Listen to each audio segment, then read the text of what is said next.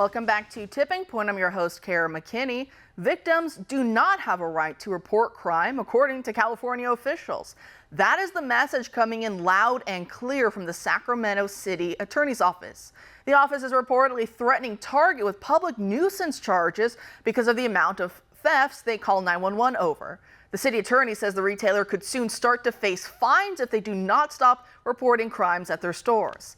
Last year saw 375 calls made to police from the 3 Target locations in Sacramento over theft, burglary, and shoplifting, of which this year has proven to be really no different. That is up from just 87 such calls in 2021. Thankfully, there has been enough outrage to the city attorney's office that the state assembly is considering a new amendment to a bill known as AB 2943, which reads, quote, "The bill would clarify that local law enforcement or a local jurisdiction is prohibited from bringing a nuisance action against a business solely for the act of reporting retail crime unless the report is knowingly false," end quote.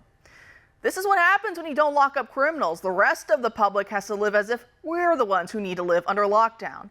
That is especially true in San Francisco, where the city's Board of Supervisors unanimously passed a new rule requiring certain businesses engaged in retail, food, and tobacco, excepting bars and restaurants, to close between the hours of midnight and 5 a.m. in the dangerous Tenderloin neighborhood to reduce crime. Once again, instead of locking up criminals, they're locking down law-abiding citizens and their businesses. The only crime that'll stop is a criminal holding up a live person at gunpoint at midnight. But they'll still be able to break in and steal from the businesses even when they're closed down. So how's that reducing crime? It's not. It's incentivizing more of it, which is why it's wrong for Sacramento prosecutors to argue that Target calling the cops over retail theft is a public nuisance because they say it takes away resources from higher priority calls. Are they too willfully ignorant to understand that one leads to the other? I mean, the same guy who would happily rob Target isn't the kind of guy who's going to abstain from drug use and go home to his wife and kids as the perfect family man. No, the shoplifter is the same guy doing drugs, which is why he's stealing in the first place, and who's slapping around his baby mom, if we're going to be honest. You allow the one crime and it grows into many others. That is why police body cameras have become so useful. Remember back in the day when lefties were so sure that having everything recorded would show how racist and evil the cops are? Well, that didn't happen. Just look at recent body camera from Buffalo, New York. If there was no video of this incident, the Ben Crumps of the world would be out there crying about how a poor innocent black man was fatally shot by the cops for merely the crime of having tinted windows. How racist. That's not the case at all. Just like the shoplifting we were talking about earlier, minor infractions like having illegally tinted windows or speeding is usually a good indicator that something else may be up with the driver. And that ended up being the case with Davon Roberts, who was speeding with his 6-year-old nephew or cousin in the front seat unbuckled, which means he was risking that child's life without any care in the world. Plus, it was midnight. So why was the kid out in the first place speeding around town?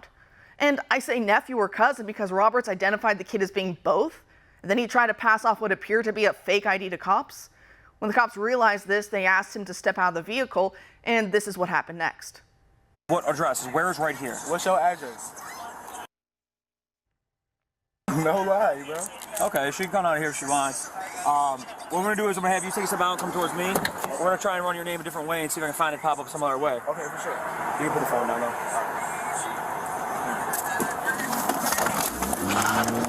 You're gonna kill me, bro. You're gonna kill me, bro. You're gonna kill me. You're gonna kill me, bro.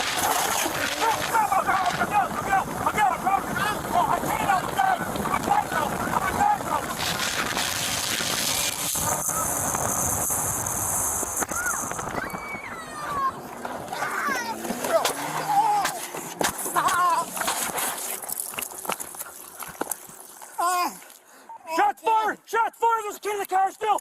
He tried killing me!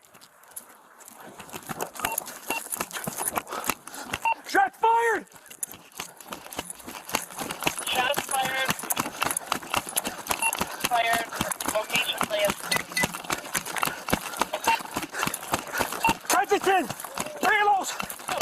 Wyoming, Theater, shots fired. Come here! Come here! Come here! Come here, baby! Come here! I got you! I'll get it!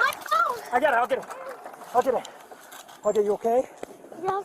Okay, you're okay. My phone. You're okay.